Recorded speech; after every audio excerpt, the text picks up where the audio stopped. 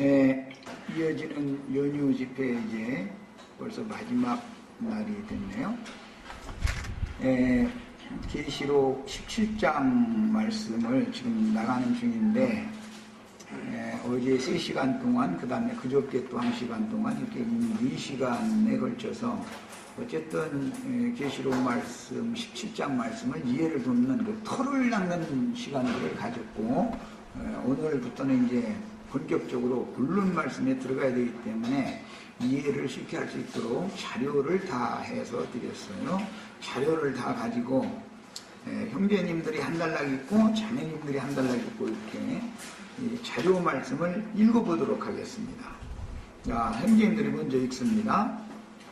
어미음료는 기독교 계이며 큰 음료는 단일한 제도를 실행하는 로마교이며 작은 음료는 여러 교단들로 구성된 개신교계인데 그 중에는 하나님의 백성들이 사로잡혀 있으며 기독교계에는 세상의 영과 연합된 자칭 하나님의 백성들의 종교체제이며 예수 그리스도를 믿는 신앙인들이라고 인정을 받고 있으나 사실은 정결한 그리스도의 약혼녀가 아니고 이 세상 신의 대표자들인 용의 7머리들을 타고 앉아서 간음 중인 여자로 비유합니다.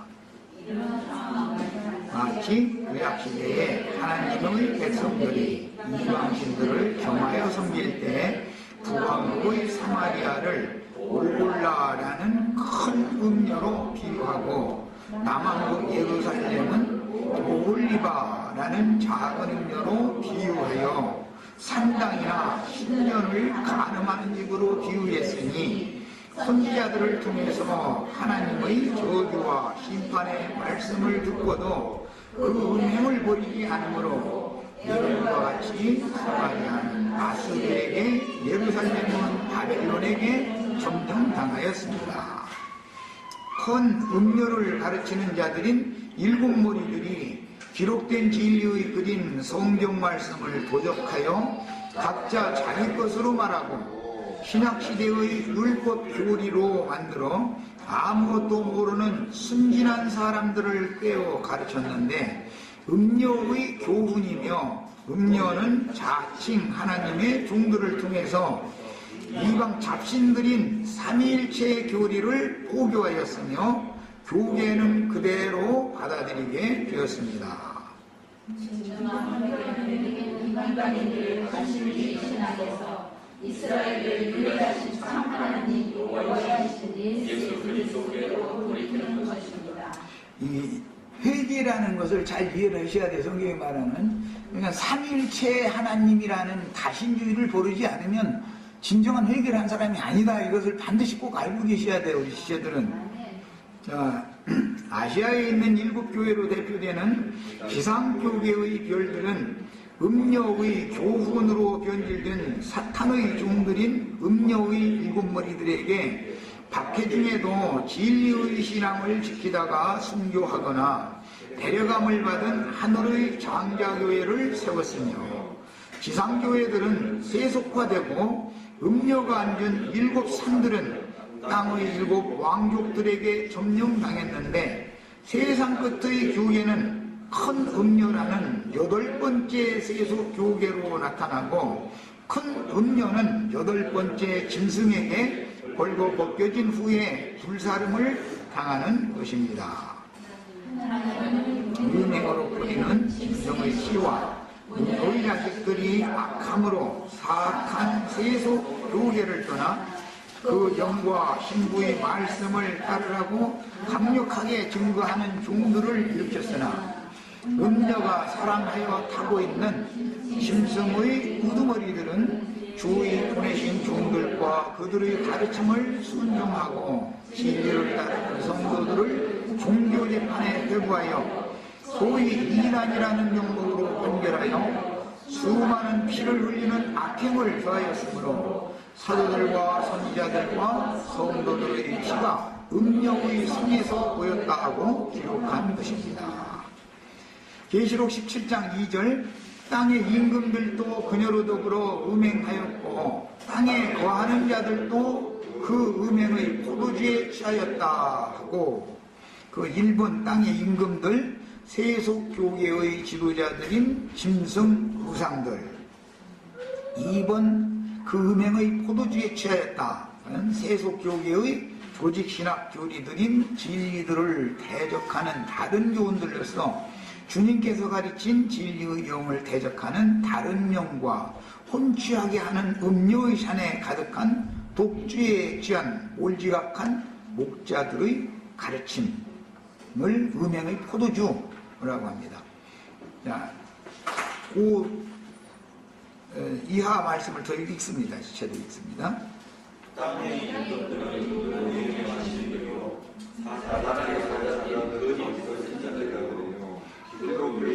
지도자들인데 그들은 하나님의 택하신 자 곧 예수 그리스도의 머리 되심을 부인하고 스스로 교회 중에서 으뜸 즉 머리가 되어 진리를 모르고 무턱대고 사람을 따르는 신자들의 우상이 되어 임금 노릇을 하지만 생명의 영과 진리의 영이신 주님은 땅의 임금들의 머리가 되십니다.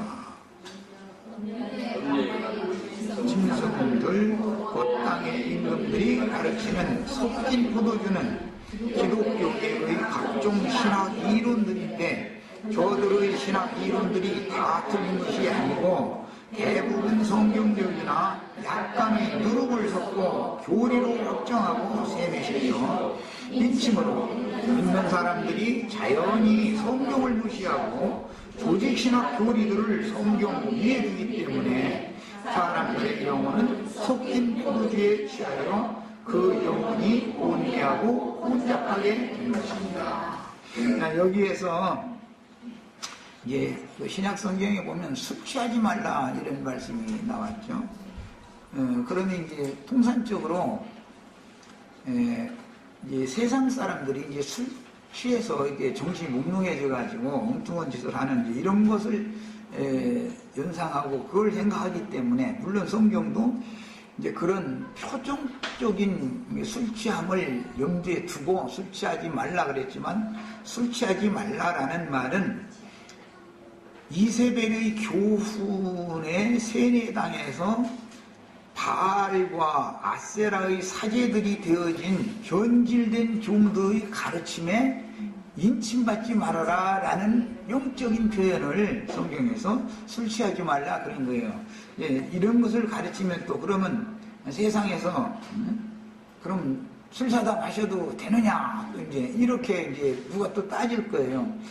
그것은 내가 마시지 말라고 한다고 해서 안 마실 것도 아니고 마실 사람이 마시라고 해서 안 마실 사람이 또 마실 것도 아니고 그것은 세상사에서도 술을 입에 대지 않는다면 영적으로도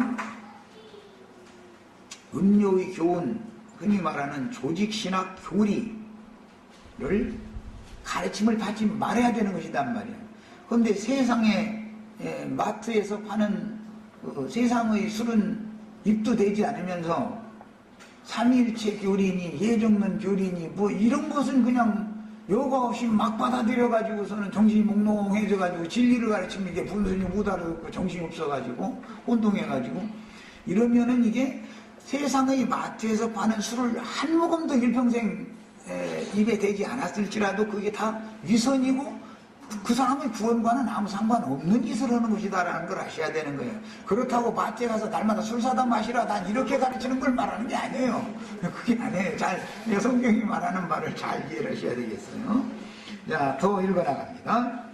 본디 바벨이라는 용어는 창세기 11장에서 백성과 무리와 열국과 방언들의 언어를 혼잡게 하여 흩으심으로 비롯된 용어이니 한 구음의 하나님 말씀을 백성과 무리와 열국들마다 나름대로 발음하여 말씀을 혼잡시키는 것을 의미하는데 각 교단마다 성경 해석을 달리하는 조직신학의 근거 위에 자기 교단의 교회들을 세우니 신자들의 영혼은 진리가 혼잡하며 어지럽고 어둠과 사망의 영으로 충만한 세상과 짝된 큰 음료 교계가 되는 것입니다.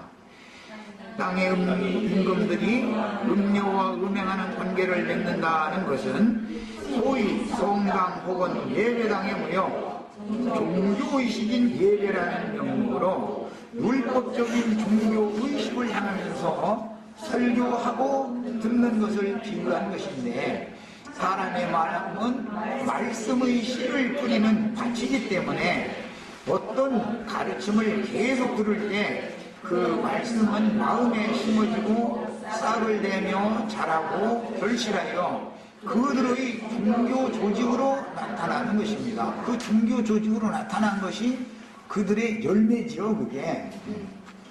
자, 더 나갑니다.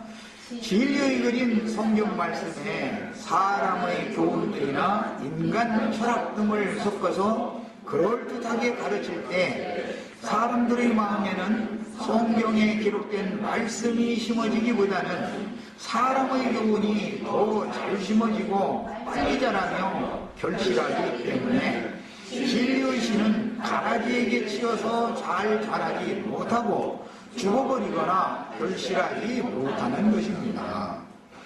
모든 인간들은 진리의 씨보다 다른 씨인 사람의 교훈들을 빨리 이해하고 받아들이도록 이미 변질되고 타락하였으며, 하늘의 지혜와 총명이 어두워진 대신 세상 지혜와 지식으로 그 머리가 정류되었기 때문에 당연히 하늘의 음성을 구분하기 어렵고 악하고 더러운 귀신의 소리들은 쉽게 받아들입니다.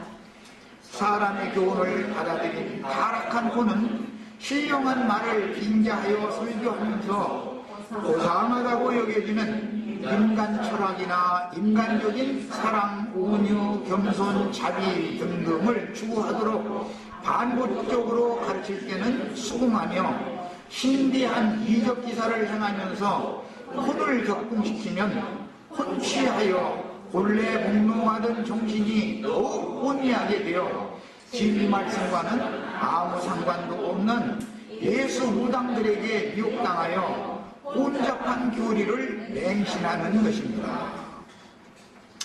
계시록 17장 3절로 4절에 곧 성령으로 나를 데리고 광야로 가니라.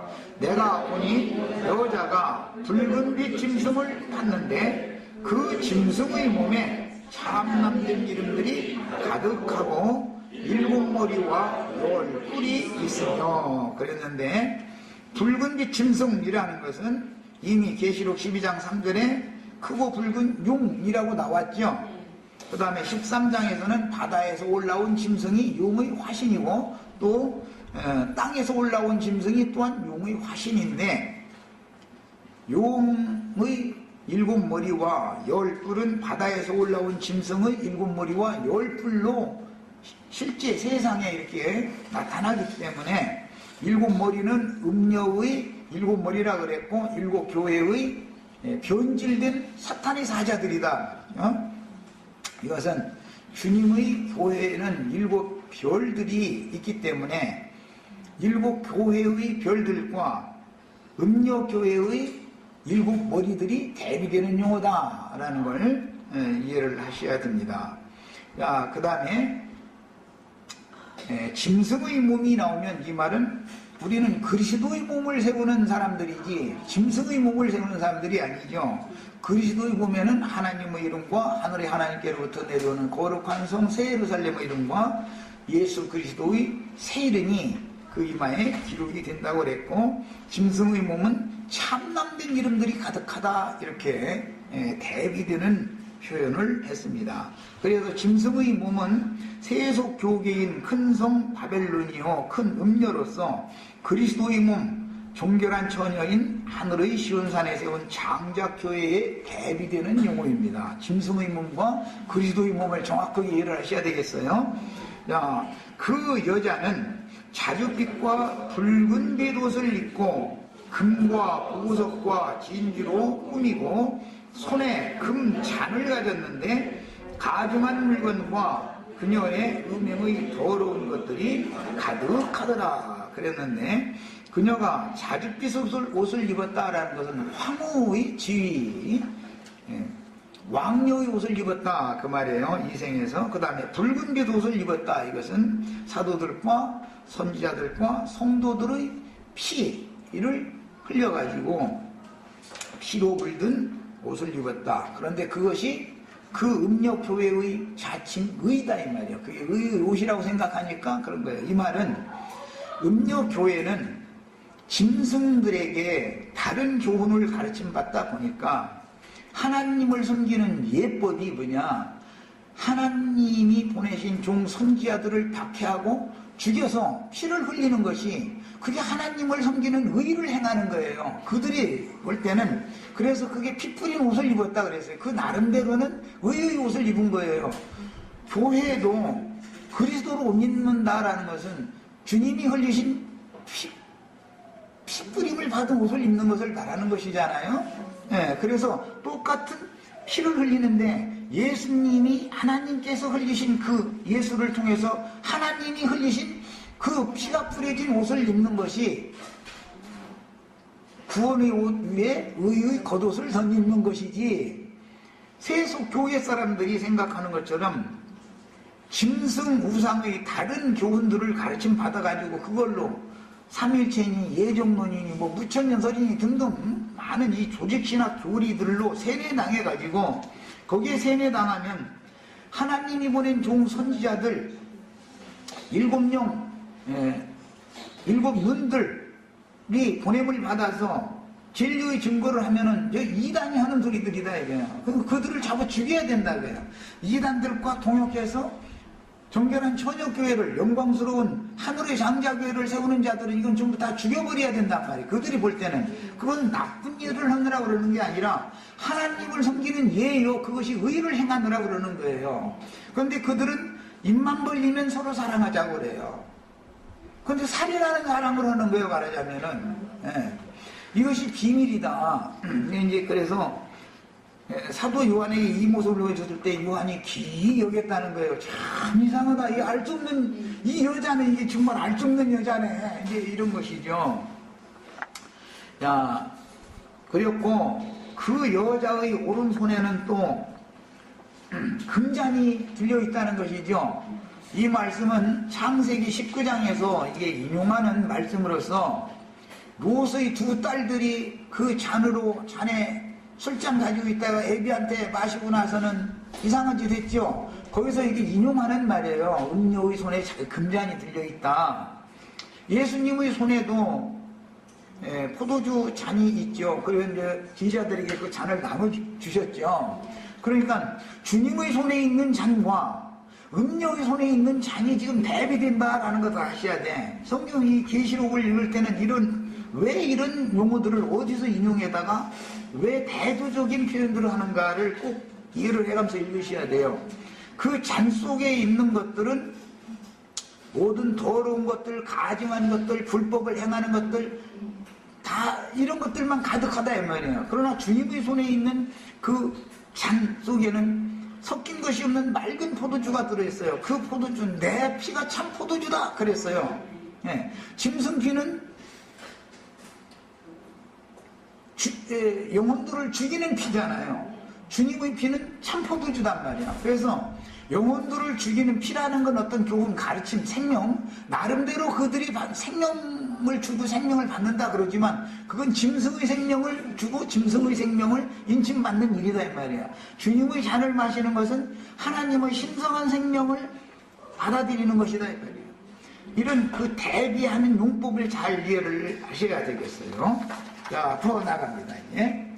음녀의 실상을 보이기 위해서 성령께서는 형제 요한을 광야로 이끌었는데, 이는 광야가 구속받은 성도들이 마귀의 시험을 받는 곳이기 때문에 속세의 유혹을 받아 넘어진 상태의 신자들로 조직화된 기성교계의 실상을 보여주기 위한 것입니다. 영적인 음행의 도성인 소돔이나 애국은 언제나 물이 넉넉한 평지요 들이 넓은 것이요 사람의 눈으로 보기에는 나분 같은 곳에 건설되기 때문인데 아브라함의 조카 롯이 물이 넉넉한 들판을 보고 그곳을 먼저 택하여 나가서 결국 소돔으로 홀로 떠내려가고 소돔의 포로가 되어 사로잡힌 것으로 상징되었습니다. 계시록 21장 9절로 10절에 오라 내가 신부 곧 어린 양의 아내를 네게 보이리라 하고 앞에는 지금 계시록 17장에서는 음료를 보여주기 위해서 광야로 이끌었지요 요한을. 그런데 계시록 21장에는 신부를 보여주기 위해서 요한을 그 높은 산으로 데리고 갔죠. 이것도 대비되고 있다는 걸 알 수가 있죠. 나를 데리고 크고 높은 산으로 올라가 하나님께로부터 하늘에서 내려오는 거룩한 성 예루살렘을 보이니 여기서는 이제 새 자가 빠졌어요. 새 예루살렘이라는 용어와 예루살렘이라는 용어는 같은 건 아니죠. 시대적인 차이가 있는 거예요. 처녀, 신부, 교회. 이제 그 다음에 성경이 말하는 그 경륜을 잘 이해를 하셔야 돼요. 성경이 왜 용법이 이렇게 바꿔지는지를 더 읽어나갑니다. 이 산은 시내산 혹은 호렙산, 모리아산, 시온산 등으로 상징된 크고 높은 산이요 주님이 제자들에게 천국의 헌법이라 칭하는 마태복음 5장에서 7장을 선언하신 산이며 주님의 부활 후에는 제자들보다 먼저 갈릴리의 한 산으로 가서 기다리겠다고 약속하셨습니다. 예수님이 갈릴리 해변에서 사역을 시작하셨을 때 제자들과 함께 크고 높은 산으로 올라가서 마태복음 5장에서 7장 그 말씀을 선포를 하셨었죠. 그 산으로 예수님이 부활하신 후에도 내가 먼저 갈릴리로 가서 기다릴 테니까 너희는 그곳으로 와라 했는데 실제 제자들이 예루살렘에 박해가 일어났을 때 도망갔는데 어디로 갔냐면 자기들의 본 고향인 갈릴리로 가가지고 예수님과 평상시에 보였던 그 산에 가서 예수님을 만나가지고 주님의 발을 앞에서 경배를 했다는 거예요. 이게 마태복음 28장 마지막에 나오는 말씀이에요. 거기에서 사도들을 성령이 온 땅 끝까지 성령께서 보내셨죠. 이제 인자가 보내신 게 아니죠. 마태복음 28장에서는. 그러니까 이 산은 비밀스러운 산이다 이거예요. 예수님이 사역을 처음 시작하셨던 갈릴리에 있는 산인데 나중에 제자들을 성령께서 보내실 때도 그 산으로 오라고 해가지고 그 산에서 제자들 보냈단 말이야.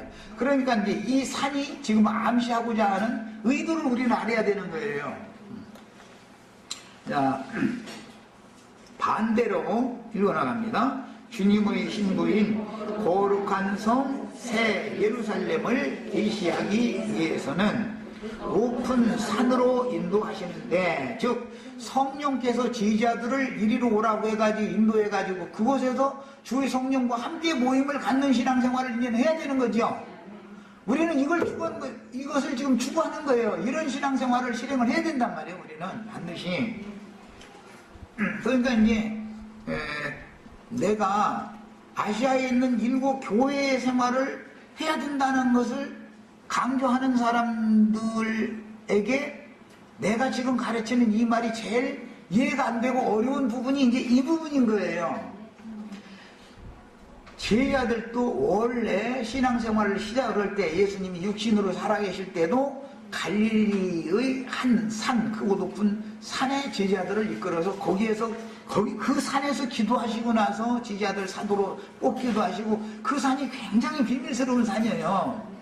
그런데 구속을 이루신 십자가 죽음과 바위판 무덤에 장사되심과 부활되시고 나서 부활하셨을 때 사랑하신 막달라 마리아를 만나가지고 너는 내 제자들에게 가서 내가 내 제자들보다 먼저 내가 갈릴리로 가서 기다릴 거니까 내 제자들 보고 그곳으로 오라고 해라 하고 보냈어요. 그런데 제자들은 이미 받은 말씀이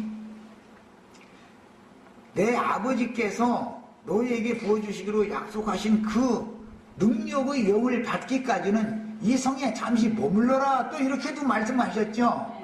그래서 예루살렘에 계속 머물고 있었었는데 더 이상 머물지 말라는 뜻으로 헤롯을 일으켜서 대대적인 그 제자들과 예루살렘 교회에 대한 박해가 일어나니까 살으려면 이제 도망가야 되잖아.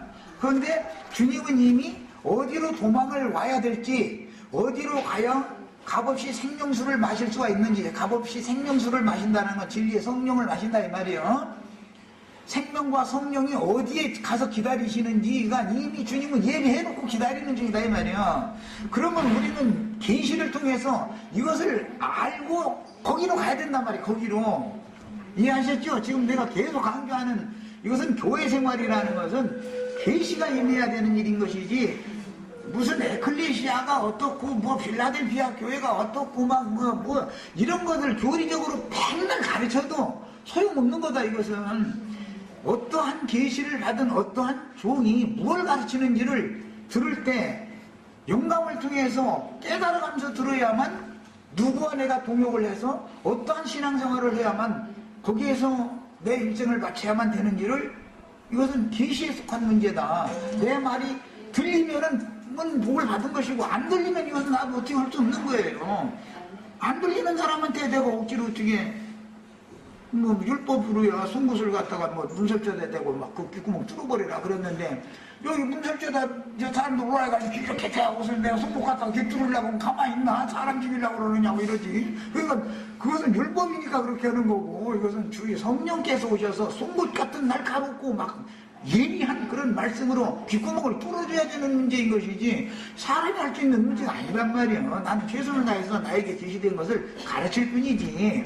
그래서 일곱 교회들은 결과적으로는, 일곱 별들은 다 순교당해서 하늘로 데려감을 당하고, 일곱 별들과 사역 동역을 했던 성도들은 하늘의 쉬운 산에 다 올라가서 그 수를 채우기 마련이기 때문에, 그런 일에 쓰임을 받는 음녀 이세벨의 교훈을 통해서 변질된 종들이 세속 교계, 일곱 교계를 다 장악해버리기 때문에 큰 성 바벨론에서 주의기 백성들은 다 나와서 도망을 가야 되는데 어디로 가야 될지를 알아야 되지 않냐 이 말이에요. 어디로 나오기는 세상 교계에서 이건 아니네 하고 나왔으면 갈 데가 있어야 되잖아. 응? 어디로 가야 되는지도 모르면 어떻게 되겠어요. 그래서 내가 이걸 계속 지금 가르치는데, 이거 가르치기가 이건 실로 어려운 문제예요. 이것은 육신의 눈으로 뭐 보이거나 만질 수 있거나 이런 문제가 아니기 때문에, 이거 완전히 계시에 속한 문제이기 때문에, 그래서 내 백성은 거기서 나와라, 계시록 18장에서 그것이 바로 무적행이다 이거요. 영들이 오기다 이거요. 귀신들이 모이는 저소다 이거요. 거기서 나와야 되는 거예요. 귀신의 집에서 나와야 돼. 음녀의 집에서. 음녀의 집에서 나오면 그러면 거룩한 집, 주의 성령이 임재해 계신 그 집으로, 주의 집으로 가야 되잖아. 그런데 그게 뭐냐, 계시록 마지막에 보면 성령과 신부가 말씀하시기를 누구든지, 배고픈 사람, 목마른 사람 누구든지 다 좋다. 들을 기가 있는 사람은 다 준 거예요. 다 이리로 와서 값없이 생명수를 받으라. 즉 성령과 교회의, 성령과 신부의 말씀을 들어라, 믿어라 그랬단 말이요. 자, 그러니까 이제 우리는 그냥 맹탕으로 무턱대고 어떻게 내가 어떤 형제가 마음에 들으니까 난 거기로 모인다. 어떤 목사님이 막 그 어투도 막 유순하고 막 말 그냥 은쟁반에 금구슬 굴러가는 것처럼 해서 길을 막 현혹시켜주니까 난 그곳에 간다. 또는 난 헌금 내고 막 이런 거 싫은데 수십만 명이 모이는데 가면 헌금 냈는지 안 냈는지 모르니까 내가 저 모임에 참석했는지 안 했는지 알 사람 없으니까 난 그런 데로 간다. 별 사람들이 다 있어요. 그런데 이것은 교회가 뭔지를 몸으로 배웠어야 되는데, 이것은 교리로 배워갖고 모르는 문제예요. 몸으로 배웠어야 돼. 그래서 내가 어디에서 나와서 어디로 가서 누가 보낸 어떤 사자와 동역해서 어떠한 교회를 세울까를 계시를 받는 것이 내 인생의 목적을 딱 결정해 준다 이 말이야. 이것이 확실한 사람이면은 이러쿵저러쿵 이런저런 긴 얘기가 필요가 없는 거예요. 무엇이 어떠냐 마냐 뭐 좋게 오셔 서로 사랑합시다 뭐 별소리 다 해도 다 소용없는 소리요. 이해하셨죠? 그렇다고 우리 형제 자매들이 뭐 인간적으로 서로 미워 지내라고 난 말한 적이 없어요. 술 취하지 말란다 해서 마태가 닮아 술 사다 먹어도 된다라고 난 그 말하는 게 아니에요. 육신적인 그런 모든 것들은 육신적인 사랑이라는 것은 하나의 표상이고 진리의 사랑. 죄인들을 오래 참으시고 끝까지 사랑하시다가 들을 귀가 있는 사람들에게 통해하는 영을 부어주시고 진리의 말씀을 받아들일 수 있도록 하늘문을 열어서 깨닫게 해주신 것이 다 주님의 절대 주권에 있는 문제고 그 보내심을 받은 종들은 다만 전할 뿐인 것이니까 들을 수가 있는 귀가 뚫렸어야 되는 문제가 제일 중요한 거예요. 말씀을 들을 때는 또 깨달아가면서 들을 수 있도록 지혜와 계시의 영이 그 사람을 지배하고 있어야 되는 거예요. 이것은 어떤 교리의 문제도 아니고 어떤 사람의 선호에 따라서 나는 어디에 간다, 어떤 모임에 간다 이런 얘기가 전혀 아닌 거다 이 말이에요. 이걸 꼭 깨닫게. 이건 정말 참 가르치기 어려운 얘기를 지금 하는 중이에요. 네, 우리 지체들은 이런 오늘 특별 집회 이제 마지막 날인데 명절 끝날 큰 날이 오늘이 성경이 말하는 그야말로 오늘 특별 집회 끝날이잖아요. 예수님도 명절 끝날 큰 날 외쳐서 가라사대 막 하셨던 거예요. 나도 지금 오늘 외치고 있는 중에 명절 끝날 아주 오늘이 큰 날이요. 다 이것은 말씀을 듣는 모든 분들에게 하나님의 계시를 받을 수 있도록 하나님이 하늘에서 둘째 휘장을 찢어서 하늘문을 열어주셔야 되는 문제예요. 내가 어제 그랬죠. 우리 지자들 다 나는 마리아고 내가 예수 잉태해서 낳는 것이 그런 가르침을 한다고 그러면 그거 무슨 소리 난 이해는 잘 안 됐지만 어쨌든 간에 이제 그런 가르침이 있다 이제 이런 얘기도 들었는데 제일 중요한 것은 애를 낳으려면 태가 열려야 되는데 경수 끊어진 여자의 태를 고쳐서 태를 열어서 애 배기 하고 애 낳게 하는 것은 하나님의 손에 있는 것이지 내가 마리아니까 내가 부부 잉태해서 뭘 낳고 그런다면 그거는 이거는 너무 도무지 안 맞는 말들을 지금 잘못 가르침 받는 거죠. 그건 전혀 성경이 말하는 이상과 계시가 없다라는 말인 거예요. 네. 이제 이 문제는 일단 여기까지 하고 시간이 너무 많이 지체됐기 때문에 자꾸 더 기회가 닿는 대로 말씀을 나누겠습니다. 더 읽어나가겠습니다.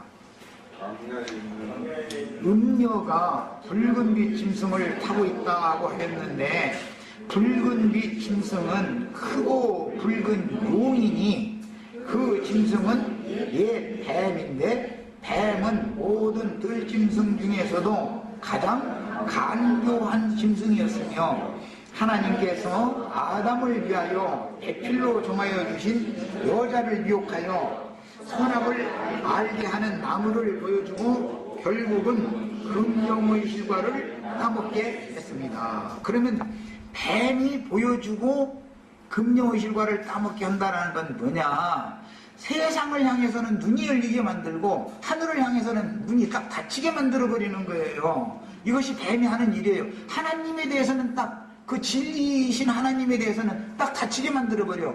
세상에 대해서는 눈이 확 열리게 만들어버리는 거예요. 뱀이 가르침이라는 늘 이런 거예요. 하나님의 계시라는 것은 인간들에게 그분 자신에 대해서 깨닫도록 하늘문을 열어주시는 거예요.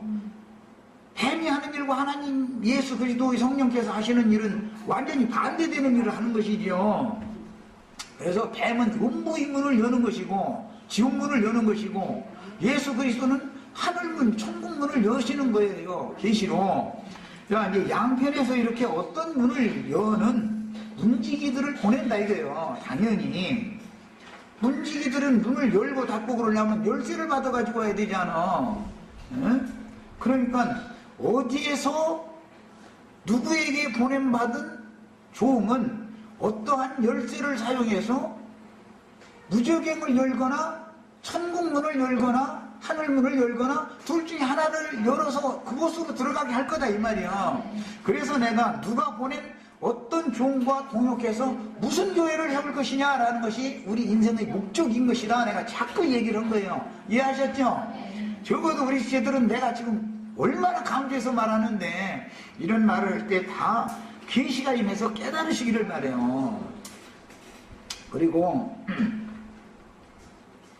이 붉은빛 짐승은 옛 뱀인데 나중에 큰 용이 됐다고 그랬으니까 이 뱀도 시간이 지날수록 말하자면 변화하고 발전한다 그 말일 거 아니겠어요?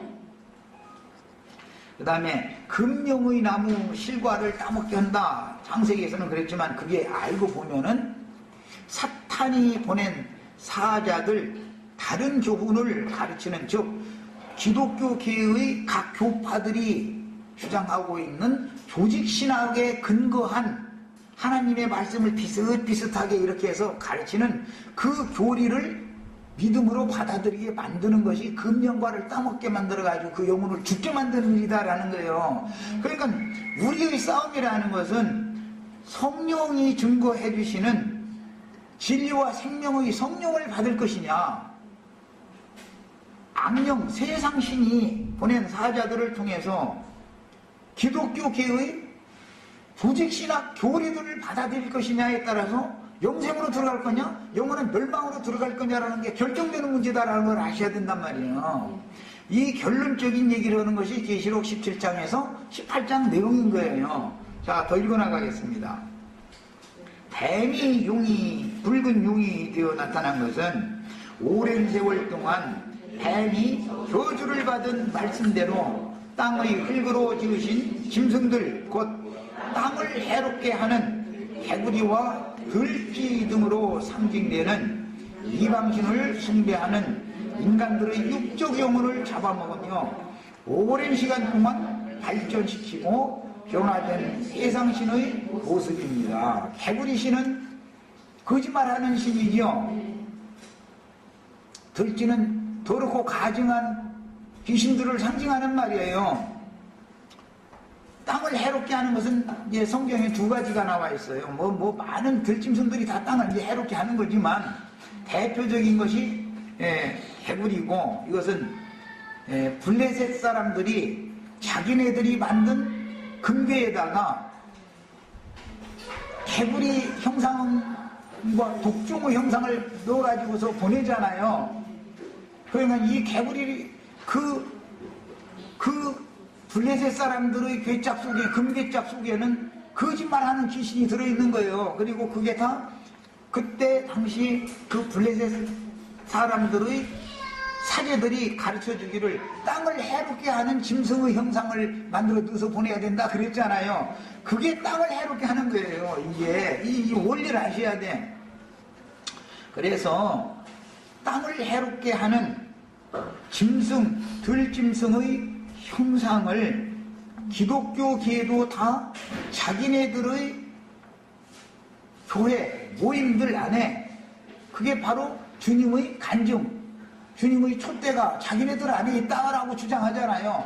그런데 사실은 알고 보면 가나안 7 족속들의 신의 간증이 거기에 들어있는 그들의 모임에 있는 것이지, 성령과 신부가 오라 하시는 그 모임에 가야만 정말로 아시아에 있는 7 교회에서는 주님이 촛대를 옮겨버렸잖아요. 어디로 촛대를 옮겼는지는 이것은 계시에 속한 문제인 것이지, 사람이 이제 이렇게 말하면 지난번 그 김기택제처럼 그러면 맹자님이 가르치는 그 모임에 가야만 장작교회가 되냐, 이제 이러고 이제 따지고 나오는 거예요.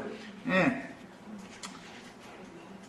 나는 계시가 있기 때문에 들을 기가 있는 사람에게는 그 말씀이 응할 것이고, 그리고 나한테 와야만 하늘의 장작교회가 세워진다는 뜻은 아니잖아. 엘리야가 그렇게 박해를 받을 때도 바알에게 무릎 꿇지 않은 7천인을 하나님은 이곳저곳에 비밀리에 다 엘리야도 모르는 그런 남은 자들이 다 있었는데, 이 시대라고 우리는 그 많은 7천인의 남은 자들 속에 들어가기를 바란다라는 말이지, 나한테만 와야만 그 남은 자가 된다라는 말은 아니잖아. 이건 모든 것을 자꾸 트집을 잡기로만 말을 하면은, 이게 하늘문이 안 열리면은 사람이 말을 자꾸 트집만 잡으려고 할 수밖에 없어요. 육신의 생각으로 모든 걸 이제 생각하니까 물론 그런 건데, 이러면 그게 어디서 온 것이죠. 러시아에도 뭐 저기 남미에도 저기 남아프리카에도 얼마든지 주의 성령이 임해서 이런 이상과 계시받은 어떤 종들을 그곳에 다 둬가지고 필요대로 주님이 지금 일을 하실 거 아니요. 주님이 온 지구상에서 얼마든지 그 역사를 하셔서 일하실 수 있는 것이지 어떻게 뭐 어디로만 가야만 구원받는 그런 게 어디가 있어. 자, 이런 문제도 잘 이해를 하실 수 있기를 바라요. 자, 더 이어나가겠습니다. 즉 거짓의 아비인 그는 간교하게 하나님의 말씀을 도적질하여 그럴듯한 거짓으로 가르침으로 수많은 영혼들을 살상하여 영적인 살인을 하였다는 뜻으로서 외부적으로 로마교나 개신교 지도자들 로마교 신부들이나 칼뱅이나 이런 자들이 다 살인자들이잖아요. 그게 물리적으로 살인을 한 것이지만 그 살인을 당한 사람들은 전부 주님의 진실한 진리의 신앙을 추구하던 자들이란 말이에요. 살인을 당한 사람들은 살인자들이라는 건 다 피 흘리는 자들이에요. 그게 다 짐승들이 했었던 거예요. 그런데 세속 교계에서는 로마교 신부님들 무슨 칼뱅 신학한다고 칼뱅 하면 아주 그냥 완전히 그게 신이요. 사실은 그들은 이러고 앉았으면서 자기네들의 생각과 뭔가 다른 진리를 가르치면은 죽여야 된다 이거예요. 그들의 생각에는. 그러면 그것이 의의 옷을 입는다고 생각하는 거예요. 그들이 나쁜 내가 지금 살인하면 안 되지 그렇게 생각 안 해요. 너무 당연한 거예요. 그게 하나님을 섬기는 예이기 때문에. 그런데 예수님을 죽일 때도 사도들을 죽일 때도 증인들을 죽일 때도 다 무적행에서 올라온 짐승이 죽인 거예요. 그게 다 무적행에서 올라온 짐승의 영을 받은 짐승인간들이기 때문에 자기네들과 교리가 다르다 해가지고 함부로 사람을 죽이는 건 있을 수 없는 일이잖아요. 그럼에도 그들은 사람 죽이는 것을 오히려 너무 당당하게 생각한다 이거예요. 이것이 너무 기이한 일인 거예요. 자, 더 나가겠습니다. 그래서 그는 처음부터 거짓말장이요 살인한 자 마귀의 화신들인 세상의 주관 자들과 거짓 선자들을 통해서 비밀스럽게 전 인류의 역사 속에서 활동을 하였습니다. 그래야 하나님의 말씀과 저의 가진 증거를 인하여 목배임을 받은 자의 수가 차야만 주님이 경륜이 실현되기 때문에 얘들이 은밀하게 활동하도록 놔둔 것이죠. 하나님의 허락하심이 없으면 절대 이런 일이 없어요. 무지한 피의 양이 채워져야 되는 거예요. 그래서 우리 형제 자매님들은 절대로 진리를 위해서라면 죽는 것도 들어오지 말라. 자꾸 이것을 강조하는 거예요. 어차피 사람이 한번 죽는 것은 마찬가지인데 어떠한 죽음으로 하나님께 영광을 돌릴 것이냐가 중요한 것이지 오래 사는 것이 중요한 게 아니에요. 오래 산다 해가지고 뭐가 그렇게 중요해. 어떠한 죽음으로 하나님께 영광을 돌릴 거냐. 이것을 잘 생각하셔서 죽기를 무서워해 일생에 매여 종로로 하는 자들과 같이 동역하시면 안 된단 말이에요. 그래서 벗어나셔야 되겠어요. 자, 이제 더 읽어나갑니다. 그 짐승의 몸은 불법의 사람이요 멸망의 아들인 무적행에서 올라와서 멸망으로 들어갈 8번째 짐승의 짝인 말세의 기독교 체계이며 나는 오늘날의 현상, 오늘날의 전 지구상에 있는 기독교계의 현상이 바로 이방인의 때 끝에 이루어질 8번째 많은 물이 앉은 큰 음녀교회의 현상이라고 나는 확신하고 있어요. 그게 이제 완전하게 드러나지가 않았을 뿐이죠. 이것은 계시에 속한 문제. 이것도 지금 기독교계를 보는 눈이 바꿔지셔야 돼요. 그리스도의 몸과 짐승의 몸을 대비할 줄 아는 눈이 열려야 되는 문제다. 이건 모두 계시에 속한 문제다. 이거는. 그리고 특히 어떠한 말씀이 선포되고 증거되면 그 때라는 것을 말하는 거예요. 하나님은 때를 따라서 그때 필요한 양식을 맡은 종들을 보내시는 거예요. 일단은 첫 시간은 여기까지 하겠습니다.